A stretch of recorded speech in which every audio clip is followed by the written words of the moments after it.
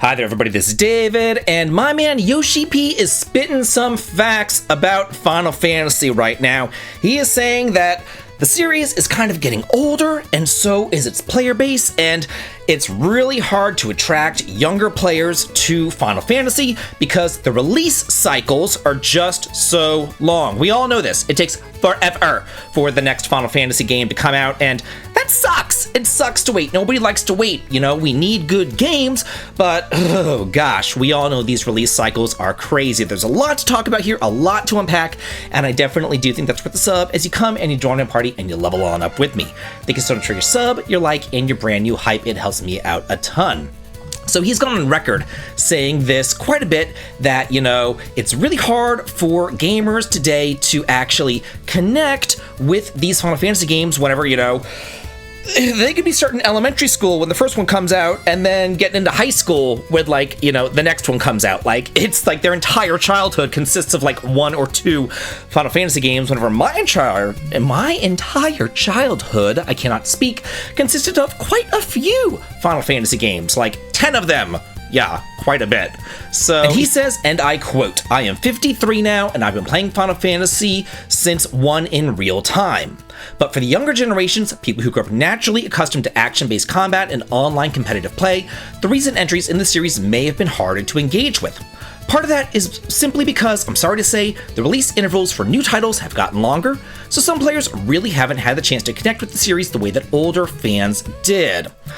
Then he goes on to say something cringe that I do not agree with at all. Like, okay, yeah, you know, you've been playing it since day one and you've loved the series and it's great. How do we get people into this series? How do we get people to play this series? Oh, let's have them play something completely unrelated to the series. Doesn't make a whole lot of sense. He goes on to say, Dissidia Duel on Final Fantasy is the first new game in the free-to-play mobile Dissidia series in 8 years, a 3x3 team-based boss battler with a system inspired by social media.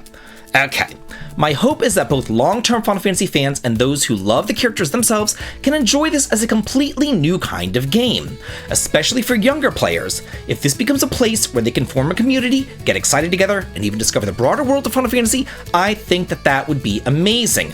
I personally think that it's a little bit cringe to me, and he says that it's like inspired by social media, and it's like, okay, this is like, you know, am I out of touch or are the kids out of touch? It's like, no, it's the kids who are out of touch. You know, like, I love you, Yoshi P. There's me and Yoshi P. I love you, man, but this is not the way.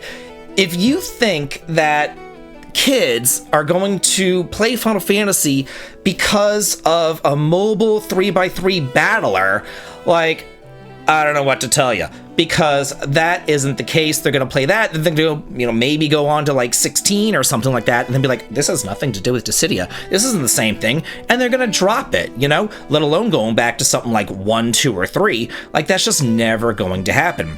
So I don't know what he's going on about. Another thing that I think is a big issue as far as getting the younger folks into Final Fantasy, that they're kind of sweeping under the rug. They've been skipping Nintendo platforms for Final Fantasy for quite a bit of time now. And where are all the kids?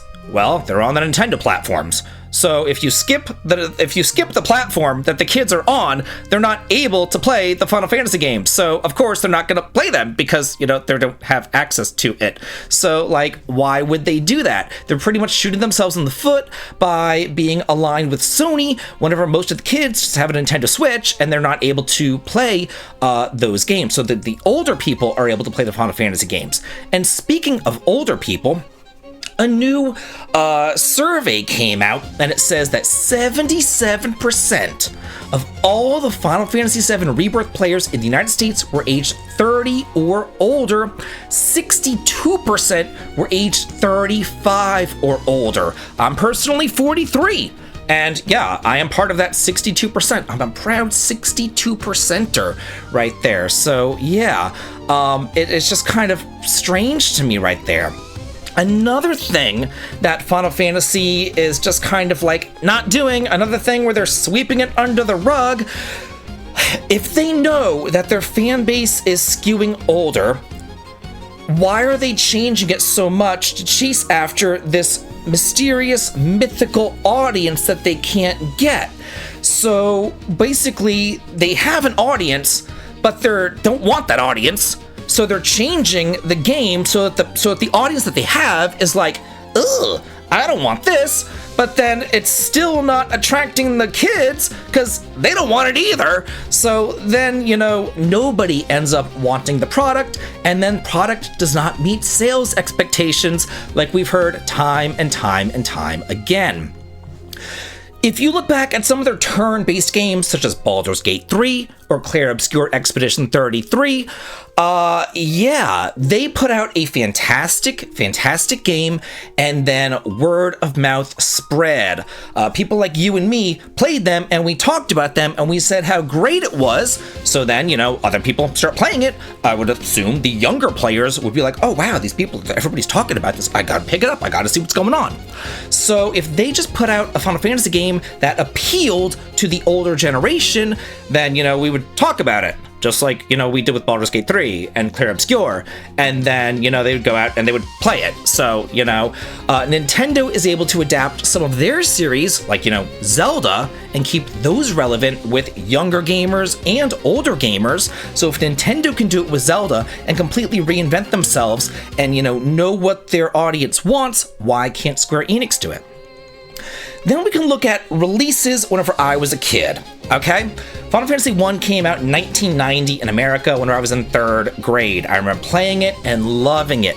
Final Fantasy 4, Final Fantasy 2, Final Fantasy 4 came out of the SNES 1 year later in 1991. I remember waiting quite a bit of time for Final Fantasy 3-6 to come out.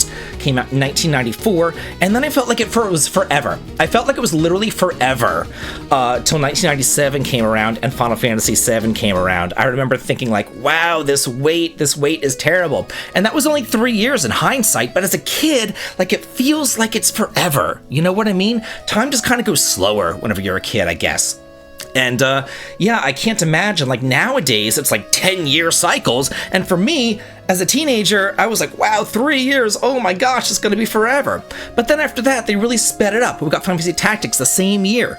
We got 8 in 99, 9 in 2000, 10 in 2001, 10-2 in 2003, and 12 in 2006. It was like boom, boom, boom, boom, boom, boom, boom. So we were able to really like latch on to these games and really develop a love for these games that kids today like just can't do.